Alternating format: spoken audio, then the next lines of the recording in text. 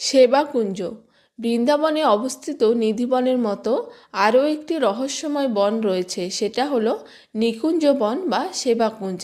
এই নিকুঞ্জ বন একসময় নিধিবনেরই অংশ ছিল। হরিবংশ মহাপ্রভু এই সেবাকুঞ্জ প্রকট করেন আর এই বনে ভজন কুঠির বানিয়ে ভজন করতেন ও এখানে রাধা বল্লভের সেবাও করতেন।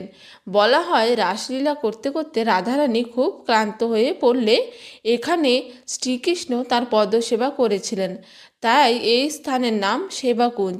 শোনা যায় সেবাকুঞ্জে রাধাকৃষ্ণ এখনও বিহার করতে আসেন ও রাত্রিকালে এখানেও লীলা করেন। রাত্রিকালে লীলা করতে করতে একসময় ললিতা সখীর তেষ্টা পেলে শ্রীকৃষ্ণ তার বাঁশি দিয়ে একটি কুয়ো খনন করেছিলেন এখানে, যার নাম ললিতা কুণ্ড। রাধারানীর নূপুর প্রাপ্তিস্থান শ্যামসুন্দরের বিগ্রহ প্রাপ্তিস্থান এই সেবাকুঞ্জেরই অংশ।